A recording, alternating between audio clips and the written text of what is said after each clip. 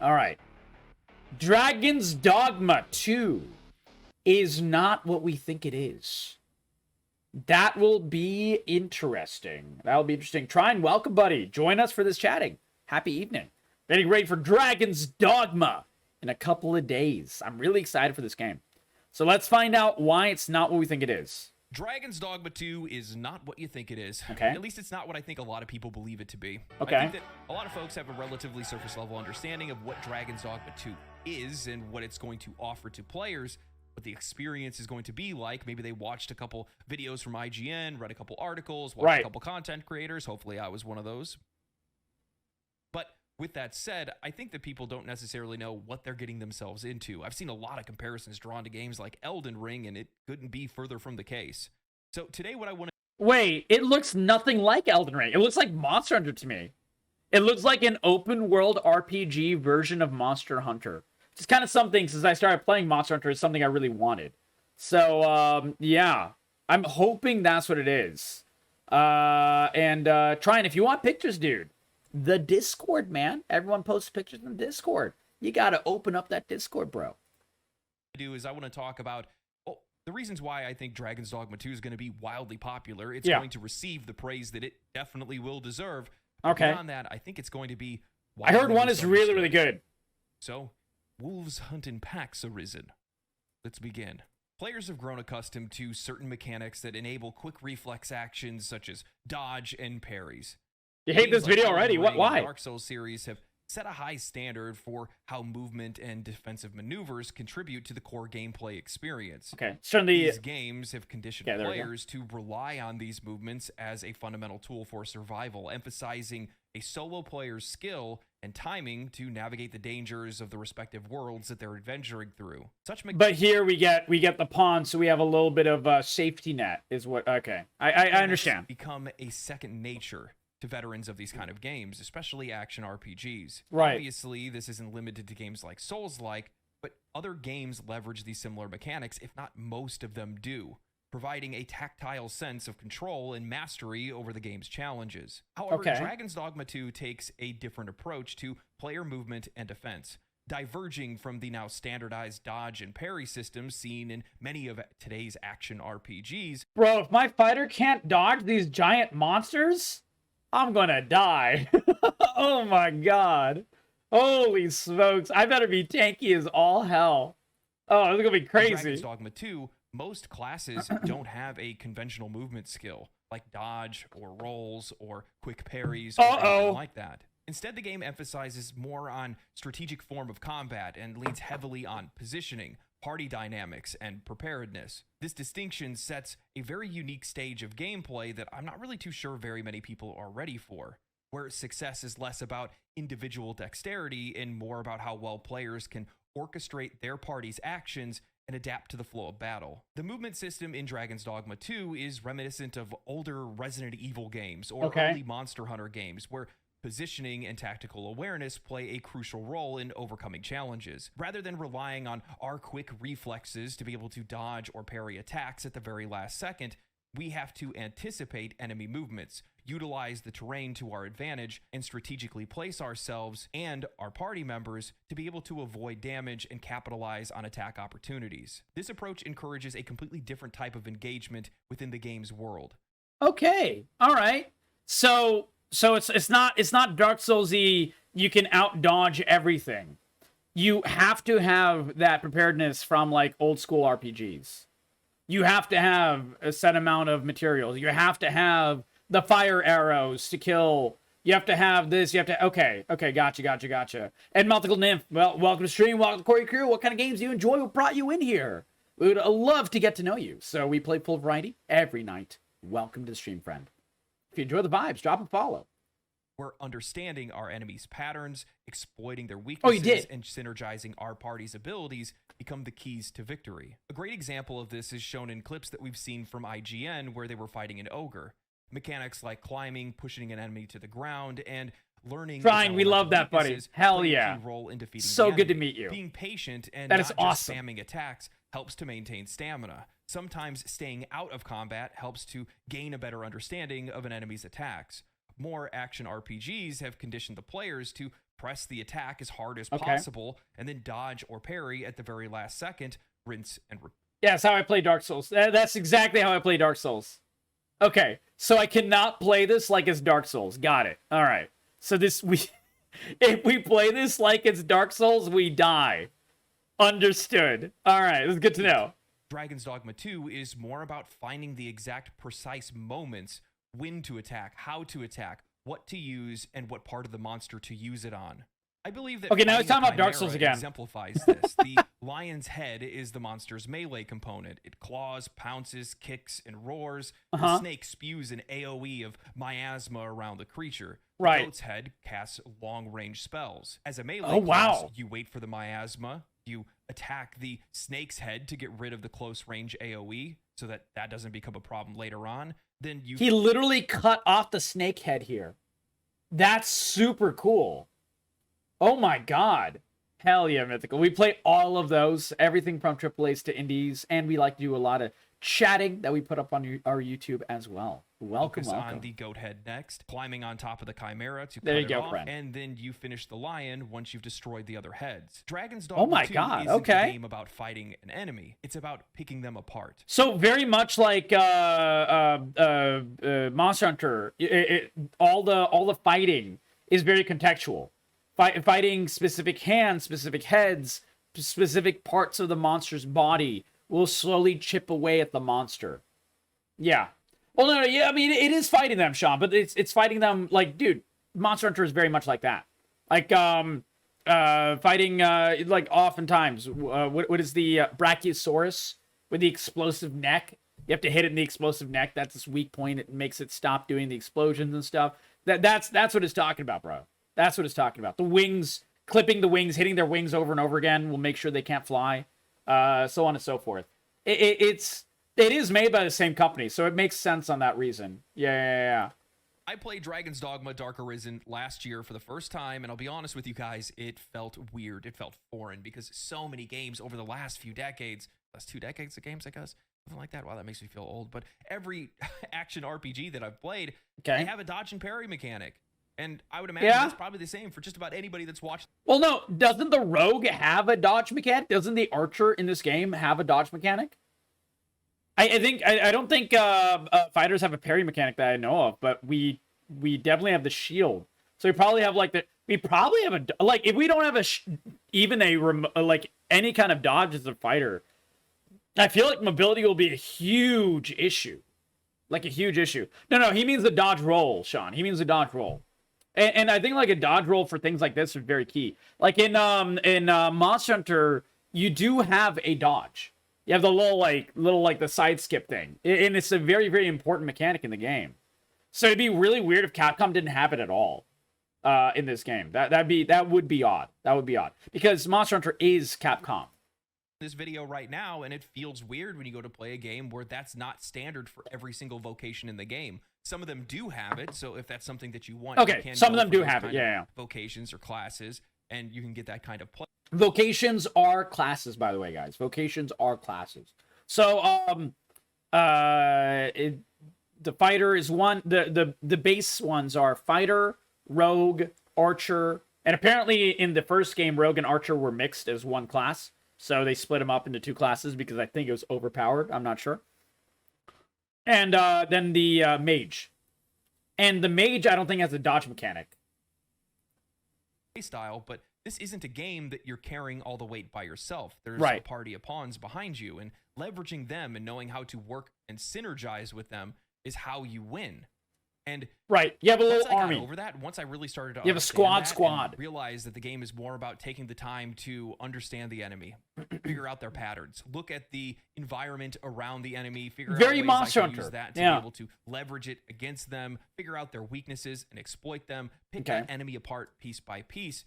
The game just became so engaging and so rewarding in a way that no other game has really ever replicated, other than Dragon's Dogma, and then now Dragon's Dogma Dark Arisen, because there is really no other games like these. For new players that are coming into Dragon's Dogma 2, the game's unique approach to combat and character roles is... Dude, all of his quality when he put it into his videos, like, horrible.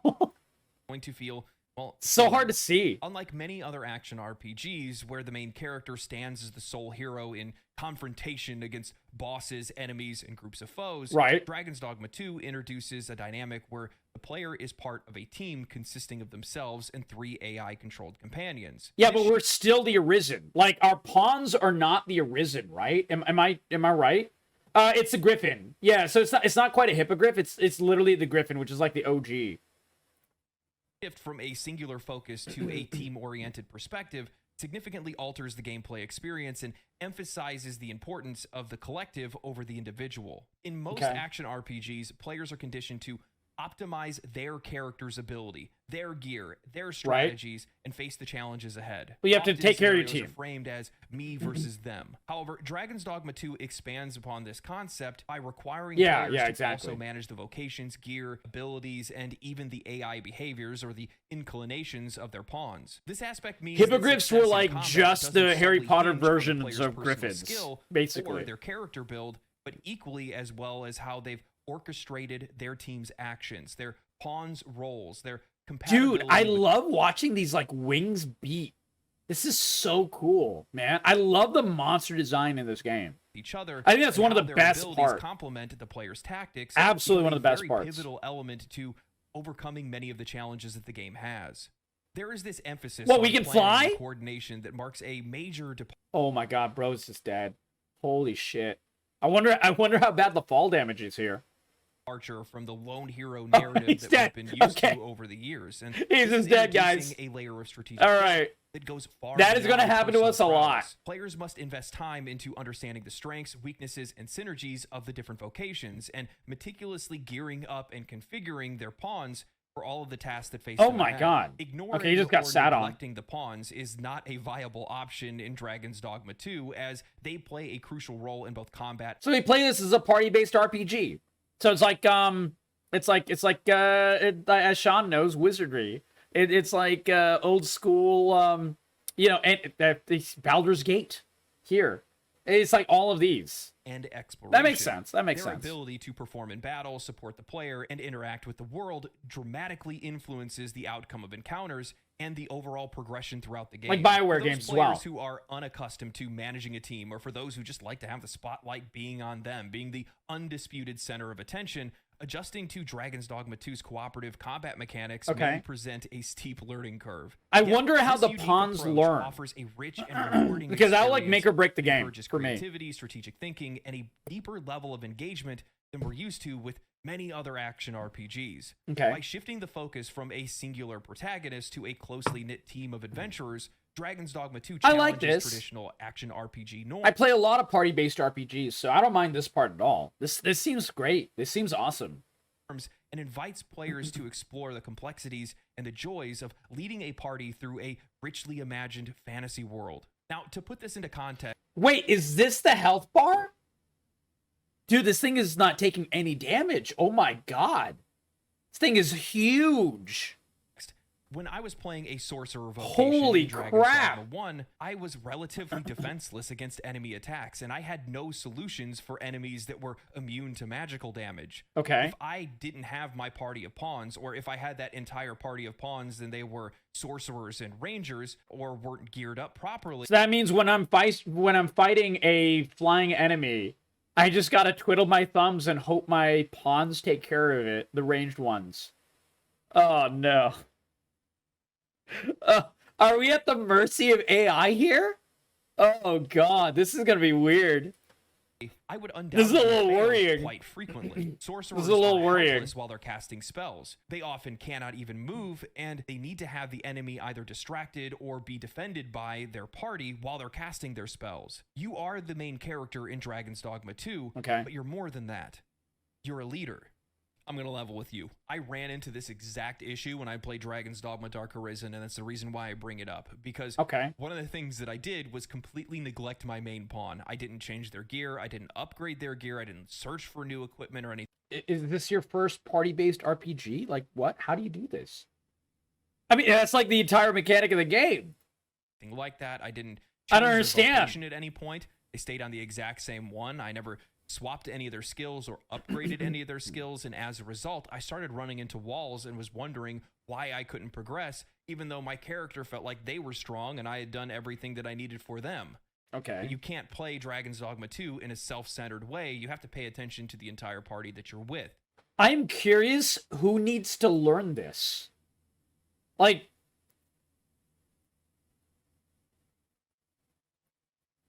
who needs this lesson? And I feel like this is obvious, right? It's well worth bringing Am I up. taking It's crazy something that pills players here? need to know before going into Dragon's Dogma 2, because if they do try to play that way, well, they're going to end up finding themselves frustrated when their party continues to fail over and over and over again. Now, one of the other things that I don't see a lot of people talking about either is just that there's so many layers of nuance to the game. Okay. And you have to take the time to really understand that. And that is going to be a major Nuance is good. I like for nuance. a lot of players, because I wonder how customizable your characters are. Like, how many different skills are there? Like, can you enchant your weapons? Is there alchemy? Like, these are the things I want to know about this game. That's what I was hoping he would get into here, but I guess we're not going to get that information. But man, I really hope there's like a lot of different things. Like, I hope it's as interestingly broad as like a Skyrim would be, you know? Like that, if it doesn't have all of these mechanics and stuff, it's going to be a little weird to play an open world RPG without them. Because, like, it seems like it has a lot of detail in other ways. So I really hope it has detail in this way as well, you know? Random example. I'm not saying it's not. Not I just all hope it does. skills are created equally. Okay. And many times, before you go out adventuring, before you go out to do a mission, you may need to change the skills that you have equipped, because not all of them are going to be suited for every single scenario that you find yourself in. So there are really skills. I'm assuming skills like perks? Of this. I played as a magic archer, and the magic archer has this really absolutely disgusting busted skill called ricochet shot. Okay. It is insanely powerful. You shoot it, it bounces, continues to bounce, and every time it bounces and hits an enemy, it does more damage the next time it hits the enemy again. Awesome. That sounds Great in dope. tight spaces, completely useless out in open fields. So having that equipped doesn't make a lot of sense if you're going to hunt something out in the open world. There's a level of preparedness that you have to have, not only just with your character, but with the rest of the characters that you're bringing along, making sure that if you're renting out somebody else's pawn, that it actually suits the things that you're going to do, making sure to take care of your main pawn, checking your skills and abilities, their equipment, everything. Okay. All of that matters. Yeah. And that is a major learning curve. That is a complete departure from what we've been used to in many. And something that I think compounds with the issues. He's going over the same thing again. Is the fact that the game doesn't really give you a lot of direction in this. Okay. Dragon's Dogma 2 promises to bring this unparalleled sense. Now, this I love. I really love when games don't do any hand-holding whatsoever, and you live and die on how you play the game. Like, if you forget where you are on the map, you're literally lost. Like, dude, this was like such a thing in old school RPGs, old school MMOs, and like I hadn't felt that until like I would say the first time I felt it when coming back to like various variety gaming via stream was Zomboid. Zomboid was like one of those things where I just felt completely freaking hopelessly lost if I was not paying attention. Like, it doesn't say, oh, you're right next to the school. You have to use context clues to figure out, okay, I'm next to the school, and that is on a certain area in the map. And yeah, a few times in Baldur's Gate 3. Yeah, Baldur's Gate 3 is one of those as well. Very little hand-holding. One of the open-world RPGs that's recently done it was the one I was playing with Darkstorm. I don't know if Darkstorm is still in here.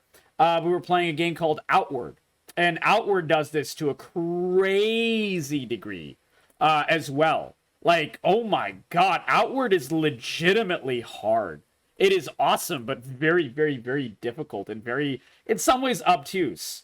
So yeah, I'm used to it. I love this. I love that this is coming back. Conveniences this like is so cool. Markers above NPCs for an emergent, explorative experience. This design philosophy aims to immerse players deeply in the world, and the story is going to unfold not through explicit direction and linearity, but it's experiential. Actual interactions with NPCs, actively listening to one's pawns, and having a keen observation over one's environment. That means this game is going to be huge. You're going to have to go to every town, talk to every NPC over and over. I hope there's a journal to keep track of things. Like, that's something I hope this game does have, because I think every game of this level, of this size, needs that.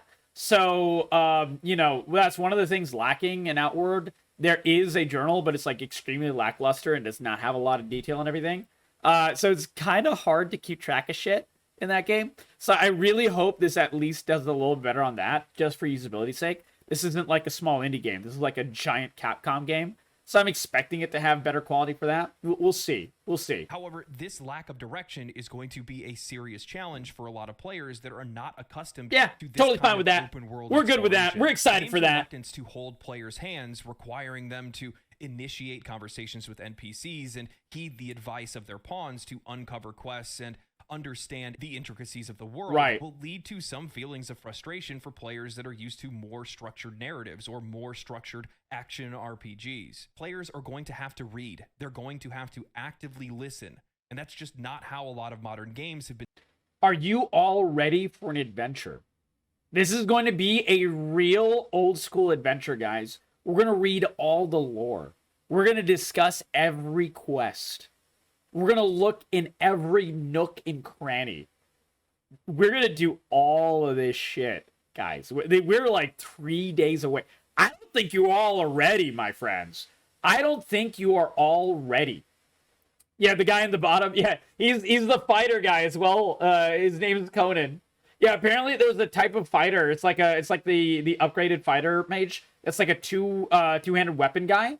Like you wield like a giant greatsword or whatever. That's what Conan is, hilariously enough. So it's very thematically fitting. Developed for a very long time. And now this issue is going to be compounded by the fact that the game has sparse fast travel options with berry stones and ox carts being very few and far in between. Such limitations necessitate true preparedness for any journey. Stocking Kill up the on child. Supplies, choosing the appropriate skills and equipment and special abilities. And I wonder if the game is open enough for us to kill the child. Like, I wonder if that would change the game. Like, I'm not even memeing. I don't know if this is a thing. Like, I kind of judge games by how much you can screw something up. If that makes sense. Like, that's why I love Baldur's Gate 3 so much. Because you can really, really screw everything up. Like, you can soft block yourself. Not soft block, but you can, like, completely destroy your progression in the game, and like you knock yourself out of quests and things like that by like fighting an NPC that you're not really supposed to fight. Stocking up on the right supplies. That's one of the coolest parts. Choosing the appropriate skills and equipment and special abilities and everything that you need to be able to complete your objectives. The realism and survival elements that are introduced by this game and all of these different mechanics are there to enhance the sense of adventure, but ultimately are going to steepen the learning curve quite significantly. Now, to add to this lack of direction, the game's world is dynamic, so when NPCs can approach the player and give us quests, they also can potentially die, leaving some storylines completely inaccessible. So many quests in Baldur's Gate and so many endings, a layer of complexity, but also a level of permanence to our actions. While this feature definitely enriches the narrative and makes the world feel that much more responsive, it's also going to lead to some frustration from players that feel like they're missing out on significant quests. I can't wait to see all the... I'm going to cover this, guys. We're going to have so much just chatting as well. We're going to cover so many people that are going to be molding over this game. Because, like, I did this for Baldur's Gate 3, but I wasn't doing YouTube at the time. So we would... we would put it up on stream and just laugh about it sometimes. Looking at, like, you know, the various game companies saying, oh, you can't expect this level of quality. Like, the Ubisoft designers and everything. Looking at the people being like, wait, this game is turn-based? Oh my god, man, that shit was so funny. We're gonna see a giant wave of this because I think a lot of people are buying this game not realizing that there's no map markers. There's no quest markers. Oh my god, you'll get shot by a golem if you get stomped by it. Oh my god, this is gonna be wild. This is gonna be an internet sensation. This is gonna be an internet sensation, guys. Or outcomes because of their lack of awareness or preparedness. This is going to be crazy. Necessarily give you. Are you all ready for the reactions? At all given points. Oh man! For genuine adventure, free from hand holding that we've seen that's so prevalent in many contemporary. Welcome, RPGs, Kaiser. How you doing? Understandable and commendable. Yet the reality of such an experience in Dragon's Dogma 2 might catch players off guard. They think that they want it, but they may learn that they aren't ready for it. As players navigate this meticulously crafted world, the thin line between Kaiser, if you need this game, we're going to be playing this game in 2 days. We have this game. That's why we're looking up all these videos and stuff, my friend. We are going to be playing this game in a couple of days. So make sure you have your notifications on so you can catch it. We will be live with it on Twitch every single night, as long as my hand holds out. And, you know, we do the full variety every night. 49 months now in a row, Kaiser, of every single night streaming. So make sure you hop on over, hang on in. And also, we are putting up a lot of our gameplays and everything on the YouTube as well, which is really, really, really cool. Hope you've been well, buddy. Become evident. Testing our resolve, our patience, and our willingness to be able to embrace a truly open world adventure. The other thing that's really cool about this is I feel like this is going to be another type of thing where we will be, every single person's gameplay will be different. So, you know, like Tears of the Kingdom and such, where everyone was like going in different directions and fanning out, doing wacky different things and sharing their misadventures online and stuff. Same thing with Elden Ring. Same thing with Baldur's Gate 3. I think this is going to be another one of those. So, yeah, Kaiser, you need to, because we've been gaming all kinds of awesome games every night, bro. You've missed out on some great stuff, so make sure you sub that YouTube so you can catch up. It's a great community, my friend. And also, dude, hop back in our Discord, man.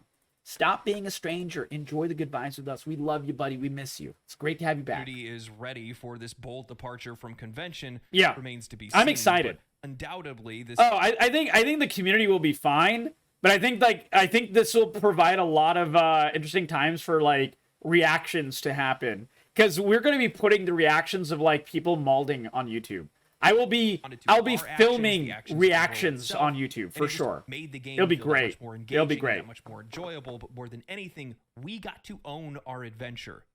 Our experience was vastly different from the next player, even though the main narrative was, you know, the same. I think this will also provide a better viewing experience, what he's saying as well. Because like if for example Kaiser is playing the game, you won't have to worry about spoilers, because knowing me, I'll be going in a completely different direction. So we'll see all kinds of different things. And the world reacts so differently to your actions and everything. We probably did different things in the game. So option B, C, and D will be completely cut off from me because I killed the guy. You know? And you saved their lives. And so you get the quest or whatever, and I don't. So it'll be awesome. It'll be awesome, buddy. The outcomes of everything that happens in the game wasn't. Yeah. And we want that. We want more games that are like that. More games. I'm extremely excited for that. Actions and the decisions that we make. And that's exactly what this game is going to. It's going to be that different. It seems like it will be, Kaiser. It seems like it will be. Give us, but Jonesy, you can't wait. We'll be starting on launch day. That many other so games hop on give in us. for it. A lot of information that gets dumped on us. There's a lot of levels of nuance to a game like Dragon's Dogma or Dragon's Dogma 2 that may be lost on some players, and we really do have to take the time to actively listen, actively pay attention far more than we're used to in many other games. Right. Because with all of those conveniences removed, I'll give an example. Something as simple as fast travel. Something as simple as being able to constantly go back to town as quickly as... Yeah, apparently there's no real fast travel. I'm like, okay, all right. I see where this is going. I see where this is like outward, yeah. You need to whenever you want to, and then go back to doing what you were doing is a massive departure from what players have been doing for years. Because right. In a game like Dragon's Dogma, you can't just fill your inventory with a ton of different stuff. You have very limited inventory. Wait, I can't hoard? Wait, what do you mean I cannot hoard? Wait, what do you mean? Oh my god, guys. Guys, we're cooked. We're cooked. Pack it in, my friends. Pack it in. We're fucked. We're absolutely fucked. I cannot hoard in this game. This is the worst news I've had all night. I'm in shambles. Can only carry so I am legitimately in shambles here. Carry some stuff, but they also have limited inventory too. So you have to pay attention to what kind of curatives you're going to. Yeah, I'm going to be a mountain moose slowly. Quest items or something like that. Other pieces of equipment. Making sure that you're taking the time to equip the right spells and skills, and making sure that you're taking care of preparation. I don't mind. Is once you're out in the field, and you're going to have to walk all the way back, or hopefully grab an ox cart to come back, and that's not going to be the most convenient thing to do. What's an ox cart? I mean, I know what an ox cart is. Is that the because he said limited fast travel. Is the ox cart the fast travel? I don't know. And I think that there are going to be some players that are going to be frustrated with that because it's just not some. You love this game because it feels like an indie game with a AAA budget? Yeah, I think it actually feels like an OG AAA game.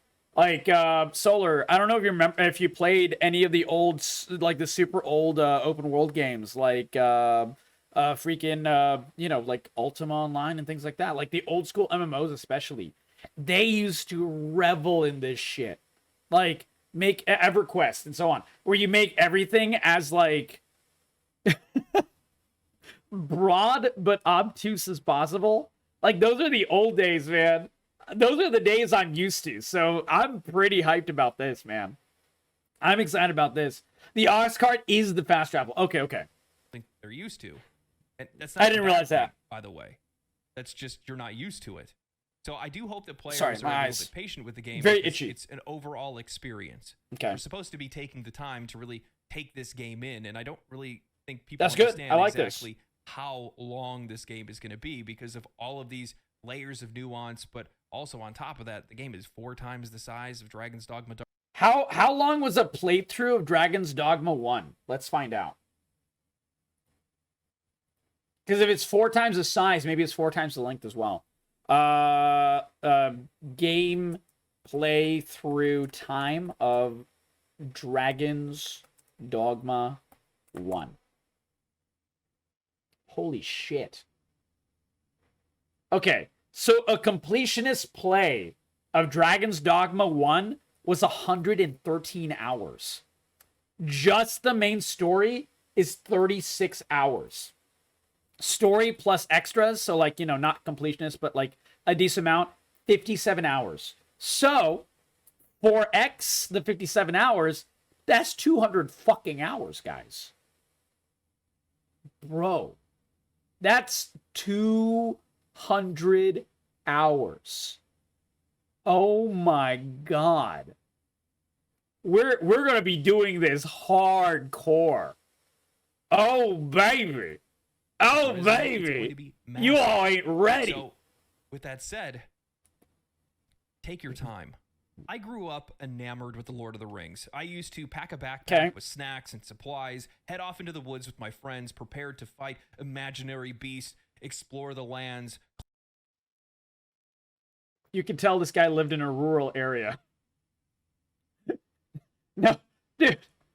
Alright, you obviously deserve this, so fuck you, Diddles. Nice. Thank you, Darkstar. Oh my god, dude. Oh my god. But yeah. Claim untold treasures and then return well after the sun had already set.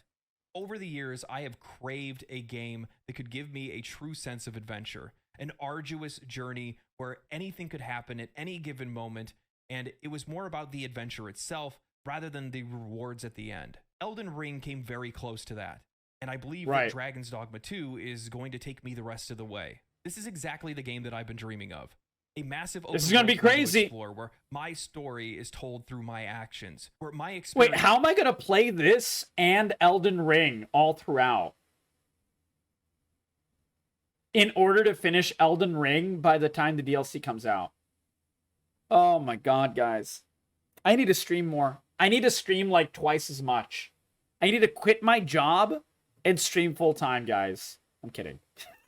Is going to widely vary from player to I'm player. kidding. And I will have next to no context on what to do or where to go, and it's up to me to figure that out. Okay. It's up to me to prepare, up to me to listen, up to me to understand. Yes, and yes. After playing Dragon's Dogma Dark Arisen, I have unlearned many of the bad habits that I needed to before going into Dragon's Dogma 2. Okay, that's great. Roads arisen. Got filtered in the dead of night because I didn't bring a lantern, or ran out of food and stamina or health. I'm skipping over the direct stories because I don't want to know exactly what happened to him in the first game. Died. Okay, I understand you like to troll me, Mage, but come on, man. Individual skill, it's a test of understanding, strategy, and preparedness. I don't think that Dragon's Dogma 2 is a game that you're going to be able to just bulldoze through without paying attention to everything. Not all enemies or challenges can be won if you hit them hard enough. And that was the challenge for me that I overcame, and I think other players are going to have to as well. I recently watched Asmongold play Dragon's Dogma Dark Arisen, and it inspired this video because I wholeheartedly agree with his take on why he doesn't want to stream First Dragon's Dogma, because it's not a game to be played without your full attention. If your attention is split... Oh boy, I am going to be playing Dragon's Dogma on stream with you guys, so I'm going to be distracted as fuck. This is going to be great. You're gonna see me make all kinds of mistakes. This is going to be hilarious. This is going to be hilarious. 50-50 or 80-20 or whatever it is, chances are you're just not going to pick up on the context, on the nuance that the game has, and as such, you're just not going to have a good time playing the game. You're not going to understand the game, and you're probably definitely not... Oh, we're playing Dragon's Dogma 2 on launch day, Solar. We're not playing Dragon's Dogma 1. We're playing Dragon's Dogma 2. We're going directly in, basically completely blind. So, yeah. Gonna beat it. Now, with that said, I'll give you a really good example to back up this claim. The reason why I say this is because in many games, we have bad habits that have been trained by, in my opinion, poor game design. A really good example of this is Grand Blue Fantasy Relink. I love the game. It's a ton of fun. But the NPCs in the game talk incessantly. All useless dialogue. Random things that they continue to... Hilariously enough, Grand Blue is another game that Asmongold said he can't stream anymore. Because it's just too much fucking talking. Useful and may hinge on you actually finishing a fight or finding something or finding a quest or whatever it might be. So they're Gale? The game is designed around the pawns to begin with. So actively paying attention to those NPCs is a massive part of the game. A really good example. See, the thing is, I disagree with this. I think like a really good thing will be having chat also pay attention, having you guys pay attention to the NPCs with me. It's a story that we're all experiencing together. It's like we're reading a fantasy book together. Except we'll be reading Lord of the Rings together. So yeah, have fun with that, boys. We're all reading like 500 pages together, man. It's gonna be great. If you're fighting an enemy, and you don't hear them say, "We need to attack its head. We need to attack this other part," or I don't know, the enemy is weak to fire. That's some context that is, well, pretty important. Yeah, no shit. And it's going to be a little bit difficult for some players. Now, with that said, I do have one thing that I want to say, and I think that this is going to be really important. Let's see it. Dragon's Dogma 2 and Dragon's Dogma Dark Arisen are not games to be consumed. They're games to be learned. They're games to be played. Sure. Really played. Yes, we understand that. This game overall is going to be received the way that it should be, which is widely appreciated. I've said this a few times on this channel. Capcom, any of your misgivings aside, has been a banger factory. They have widely been one of the... I'll agree with that. Dude, like, how many good Capcom games... I don't think he's going to say anything else. How many good Capcom games have we had recently? Like, dude, let's go over the list. Capcom release... Oops. There's no E at the end. Releases... 2023. Just last year. We had... Okay, Exo Primal, that was bullshit. Resident Evil Village was not last year. That was the year before, but that's fine. A Resident Evil 4 Remake, Monster Hunter Rise, Street Fighter 6. Dude, these are some crazy games. These are some crazy, crazy good games. We've been eating good from Capcom. So I'm very, very excited. I'm very, very, very excited. Oh, okay. There's more than that. There's much more than this. But yeah, I think we're going to have some really, really good fun with this, guys. I'm excited for Dragon's Dogma 2. I hope you are as well. And yeah, if you like the video, guys, I will link it in chat. This was the Legendary Drops. We watched a couple of their videos before. This one is a long-winded one on a very long-winded game, so I think it fits. We're going to have some fun. You're going to need some sleep, so no worries, buddy. Hope we'll catch you soon. If you're able to leave a lurk, means the world. Means the world.